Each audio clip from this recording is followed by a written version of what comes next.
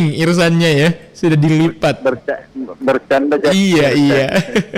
Pak Abdullah Sewang, menurutnya Pak Abdullah Sewang, apa yang akhirnya membuat seorang ibu itu, faktor apa yang membuat seorang ibu bisa tetap tenang dalam menghadapi persoalan hidup, terutama selama pandemi COVID-19? Bukan rumah tangga kalau tidak bertengkar. Iya. Perlu dipertanyakan itu rumah tangganya orang yang tidak pernah bertengkar itu. Ada apa? Iya. Jadi kalau rumah tangga bertengkar itu wajar. Memang tempatnya bertengkar. Iya. Kalau dalam rumah tangga suami istri tidak pernah bertengkar, diwaspadai. Ada apa mereka? Iya. Jadi memang dalam rumah tangga itu pasti terjadi hal-hal saja. Karena kenapa? Dua orang, dua otak, masing-masing berbeda pemikirannya. Hanya kalau ada rumah tangga yang rukun itu hanya saling mengisi. Iya. Tapi kalau sudah berbeda otaknya pasti bertengkar. Yakin itu. Iya. Jadi yang akhirnya kalau dibilang ibu tetap tenang itu bisa dibilang kayak bukan tenang ya, lebih ke bagaimana bisa memaklumi kondisi begitu ya. Iya. Jadi karena semua ibu itu pasti ya ada cerewet-cerewetnya. Bagaimanapun indah-indahnya itu rumah tangga. Iya. Yang saya katakan tadi, kena dua otak, dua pemikiran, pasti ada pertengkaran. Pasti ada pertengkarannya. Karena tidak selalu seiring. Tidak selalu pasti ada satu dia. Iya. Tidak sependapat. Jadi wajar-wajar saja nih kalau misalnya ibu tidak tenang dalam menghadapi masalah-masalah ya, cerewet-cerewet atau suka marah-marah mungkin. Wajar ya. Wajar itu. Oke deh Pak Abdullah Sewang, terima kasih banyak opininya hari ini. Oke. Ada hujan keras ini terus ini. Betul, iya. Tadi Irsan juga datang subuh-subuh dengan hujan yang deras. Subuh-subuh. Hujannya dari malam sampai sekarang. Betul sekali Pak Abdullah Sewang. Iya. Oke, sehat selalu. Iya. Sukses. Iya. Assalamualaikum. Waalaikumsalam warahmatullahi wabarakatuh. Tetap sehat juga Pak Abdullah Sewang beserta dulu seluruh pendengar Pro 1 dimanapun Anda berada. Seorang ibu memang sudah menjadi hakikatnya ya, tidak tenang dalam tanda kutip ya, memang suka marah-marah, memang suka cerewet, terus juga banyak faktor-faktor lainnya yang akhirnya kayak mungkin sebagai anak atau mungkin suami atau sebagai seorang ayah biasanya kayak kenapa ini ibu marah-marah terus, tapi ternyata ya wajar-wajar saja ya, menurut dari pendengar-pendengar kita wajar saat ibu-ibu seperti itu memang dalam keluarga seperti itu memang adanya. Saya coba angkat kembali teleponnya. Halo, assalamualaikum, selamat pagi. Waalaikumsalam, selamat pagi. Selamat pagi. Iya, dengan siapa di mana? Wahyu di Goa. Wahyu di Goa. Apa kabar Wahyu? Alhamdulillah. Alhamdulillah Pak Wahyu sehat. Hujan sini Bang. Iya benar, di sini hujan juga. Sini. Di RRI juga hujan deras di sini Pak Wahyu. Iya, Pak Wahyu. Halo. Iya. Pak Wahyu sudah berkeluarga Pak Wahyu?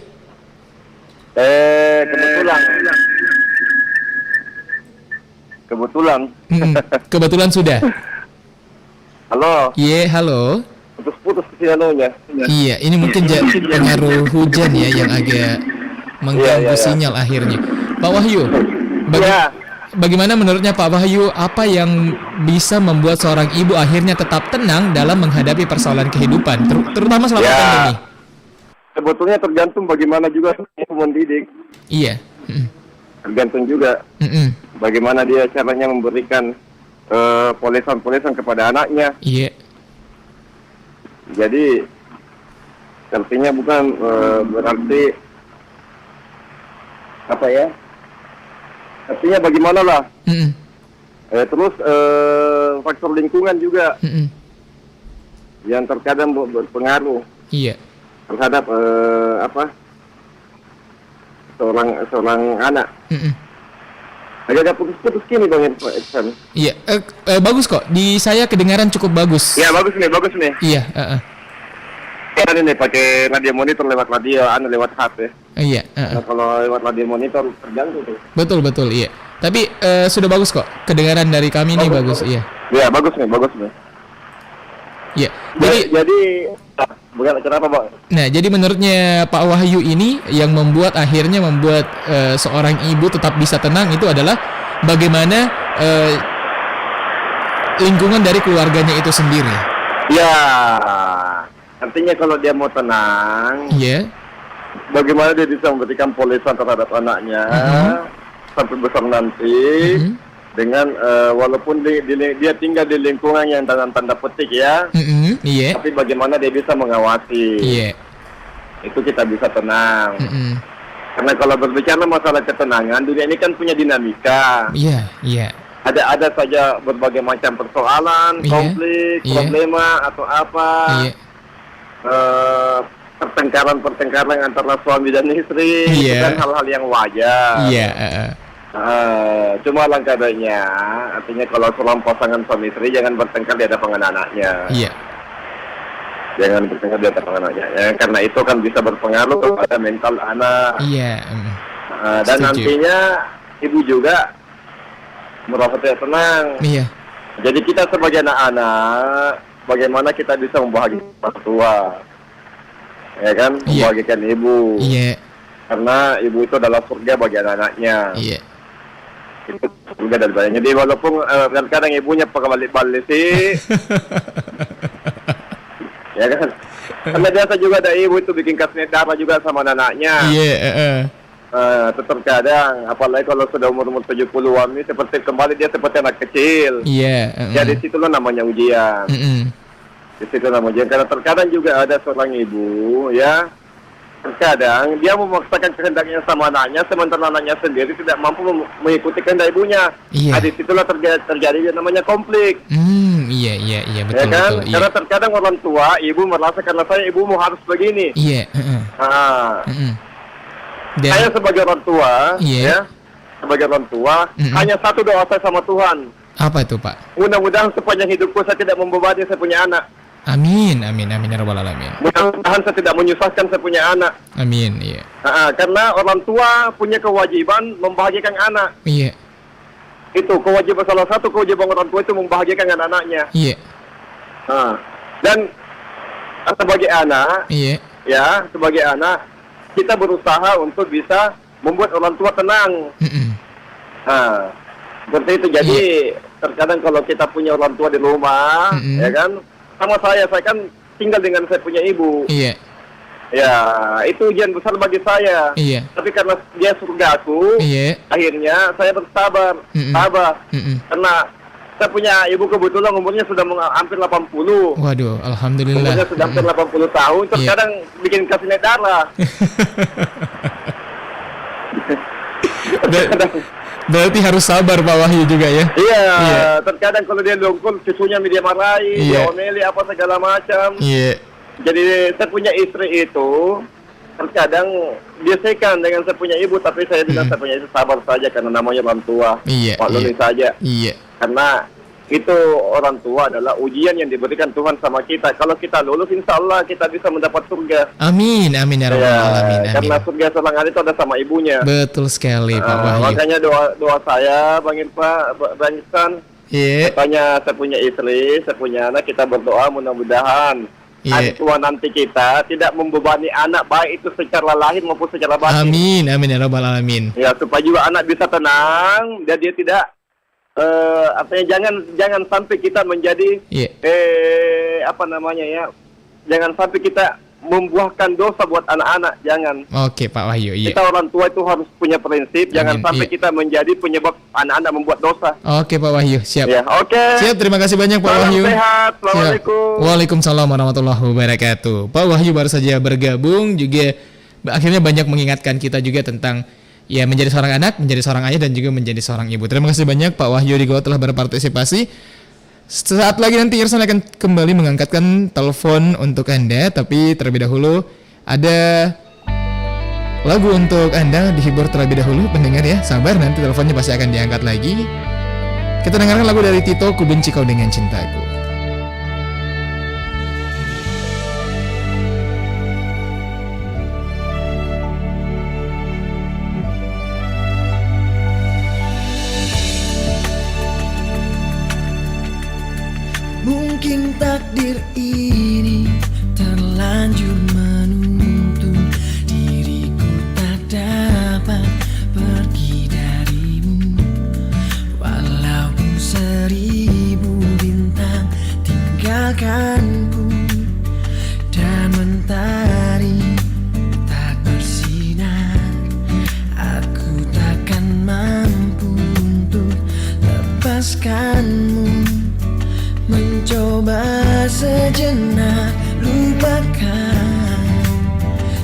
segalanya yang telah terjadi. Duhai cinta, tataplah aku di sini tetap menatapmu. Walau pedih terus kau sakiti, aku tetap mengharapmu.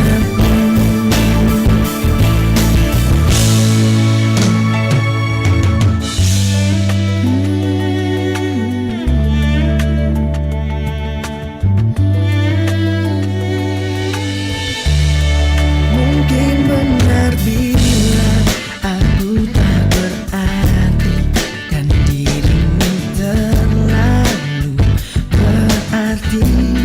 Walaupun dekatnya bulan gelapkanku dan pelari tak berbicara, wajahmu terlalu indah untuk ku benci, dan ku terus mencintaimu.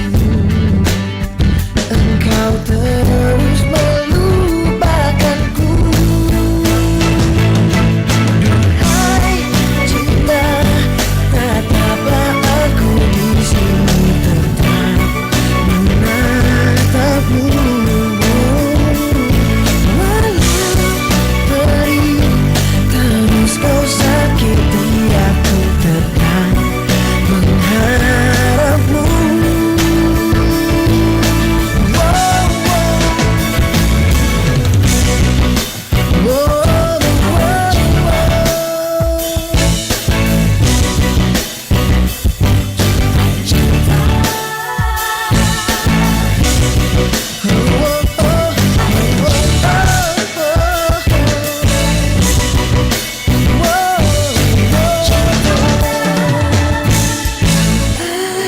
Cinta, tataplah aku di sini tetap menatapmu.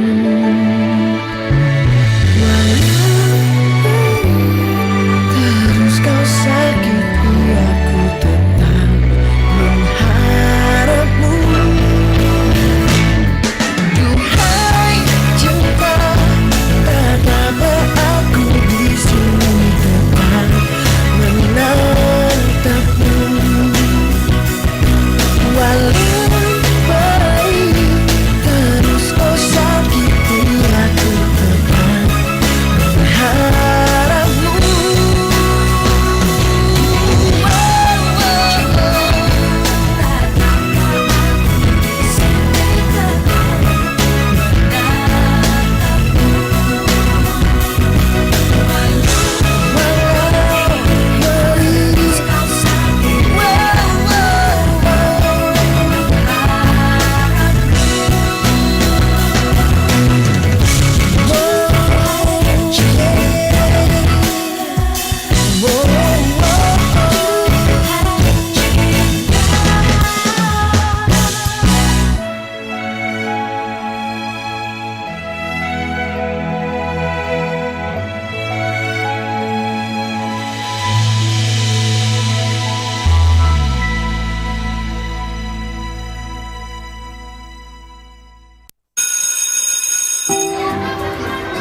Teman-teman bahagia sekali pulang sekolah.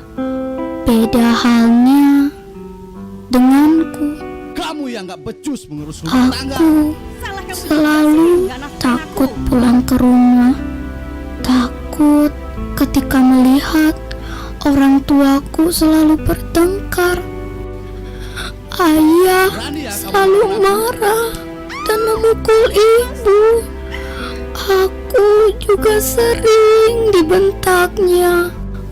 Aku berharap aku tidak pulang ke rumah.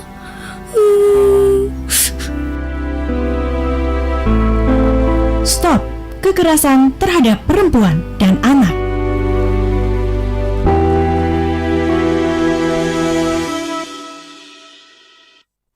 94,4 FM Pro 1 RRI Makassar.